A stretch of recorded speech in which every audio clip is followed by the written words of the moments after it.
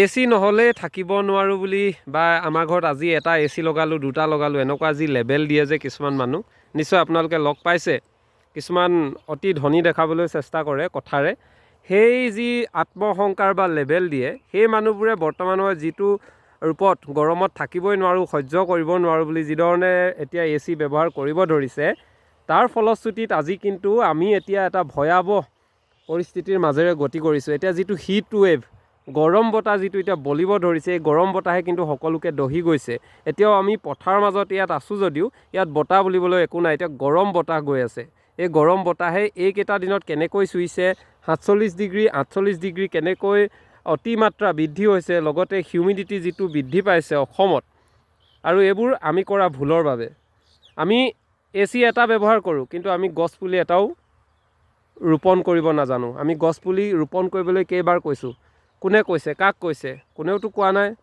চৰকাৰে যদিও কৈছে গছপুলি, কিন্তু আমি এই গছপুলি ডাল এটা দিলে বুলি আমি চৰকাৰক হাঁহোঁ, কিন্তু আমি সেইটো দায়বদ্ধতাৰ মাজত আমি যে নিজে গছপুলি এটা ৰোপণ কৰিব লাগে সেই কথা চিন্তা কৰাৰ আমাৰ অৱকাশ নাই।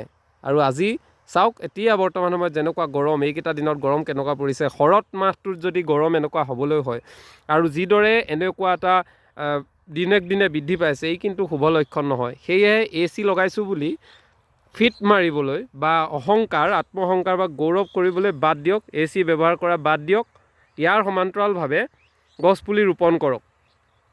দুবছৰমান কষ্ট হ'ব, তাৰপাছত গছপুলি যদি গছ ভৰ্তি হয়, গছ কটা বন্ধ কৰি দিলে প্ৰাকৃতিক ভাৰসাম্য যেতিয়া ৰক্ষা কৰিব পাৰিব প্ৰকৃতিয়ে, তেতিয়াই কিন্তু এই গৰম নাইকিয়া হ'ব। কিন্তু এনেকৈ যদি AC আপোনালোকে সঘনে ব্যৱহাৰ কৰে, গৰম পৰিছে বুলিয়ে AC ব্যৱহাৰ কৰে, ACৰ পৰা যিটো বেয়া গেছ ওলায়, আমাৰ যি গোলকীয় যি উষ্ণতা বৃদ্ধি কৰিছে, এইটো আৰু উষ্ণতা বৃদ্ধি কৰিব, আৰু তাৰ ফলশ্ৰুতিত আমি সকলোৱে ভুগিব লাগিব। আৰু এই ভুগিব মানে আমাৰ মানৱ সমাজ এদিন শেষ হৈ যাব। এনেকুৱা গৰম সহ্য কৰিব নোৱাৰি বহুত মানুহ এতিয়া মৃত্যুমুখত পৰিছে, আৰু আমি সহ্য কৰিব নোৱাৰোঁ বুলি AC ব্যৱহাৰ কৰিবলৈ ধৰিছোঁ। এইটো কিন্তু অতি ভয়াৱহতা কাম।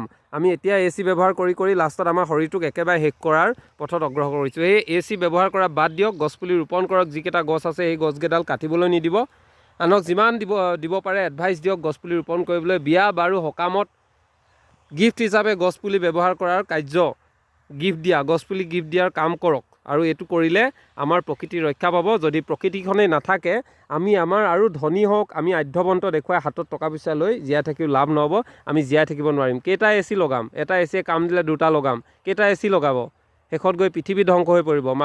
মানৱ জাতি তেতিয়া কেনেকৈ জীয়াই থাকিব? এইখিনি কথা অলপ ভাবক। যিমান অহংকাৰ কৰি আপোনালোকে AC আমুক লগাইছোঁ ফিট মাৰে, যিটো লেবেল দিয়ে, এই লেবেলটো আপোনালোকে কমাওক।